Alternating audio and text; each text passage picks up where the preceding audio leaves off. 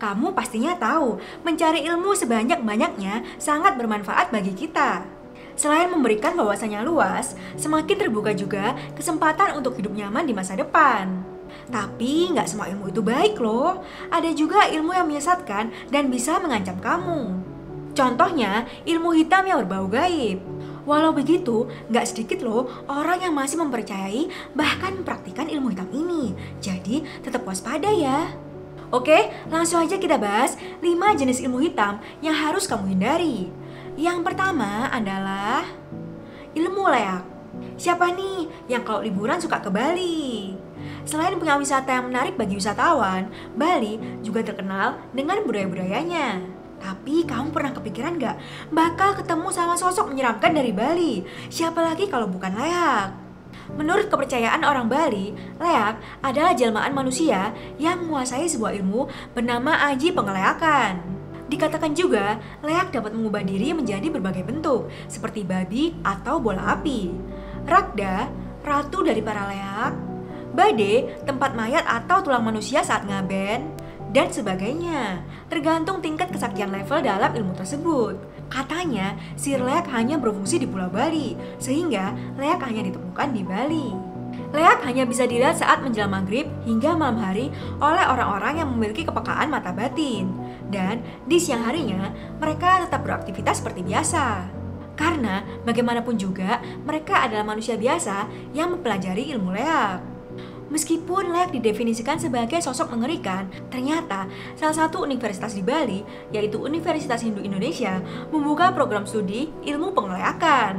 Karena katanya, ilmu apapun di dunia bersifat netral, tergantung manusia yang menggunakannya.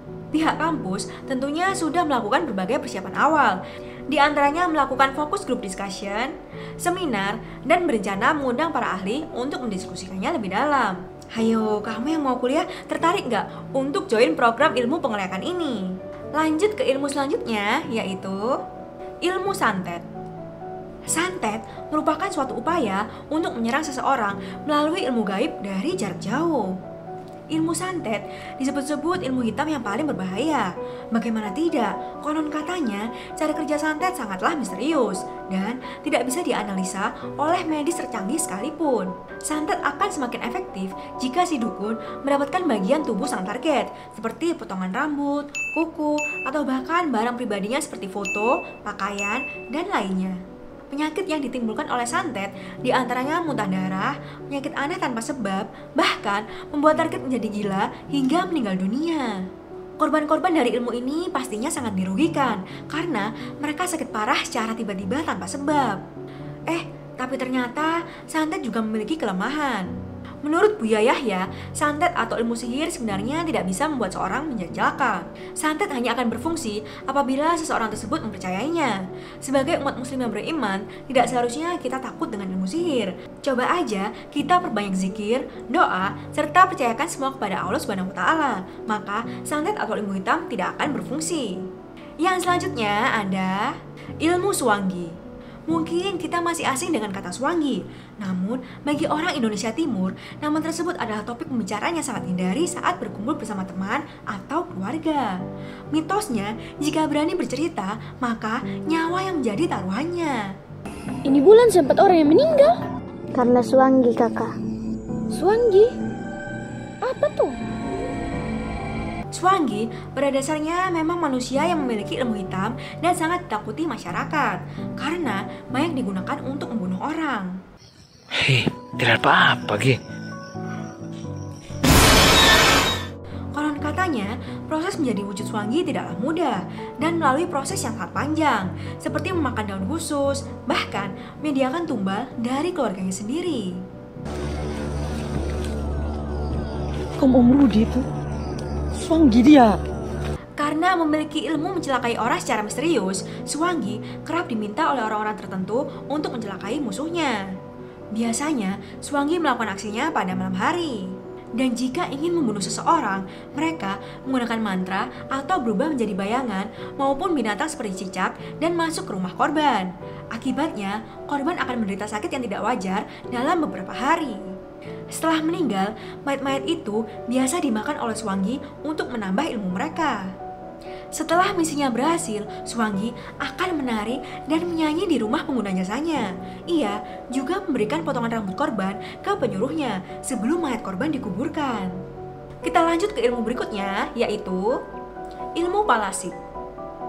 Palasik merupakan salah satu ilmu hitam yang ada di Minangkabau. Penampakan palasik ini seperti kepala tanpa badan yang melayang. Ciri khas dari orang yang menggeluti palasik adalah tidak mempunyai cekungan di antara bibir dan hidung. Palasik sangat ditakuti ibu-ibu di Minangkabau, terlebih yang memiliki balita, karena makanan mereka adalah anak bayi atau balita, baik yang masih dalam kandungan ataupun yang sudah meninggal.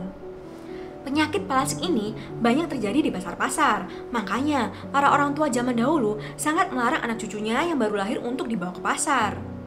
Banyak cara yang bisa dilakukan untuk menangkal palasik, di antaranya membuat gulungan dari kain yang berisi bawang putih dan kemiri yang sudah didoakan, lalu ditempatkan pada baju bayi yang akan dibawa keluar. Cara selanjutnya adalah dengan memakai gelang besi yang sudah didoakan. Ada juga yang memakai singlet terbalik yang bisa diterapkan untuk ibu bayinya juga. Yang paling berbahaya adalah ilmu ini bisa diturunkan sampai 7 turunan. Konon, si penganut ilmu palasik ini tidak akan bisa meninggal kalau belum mewariskan ilmunya.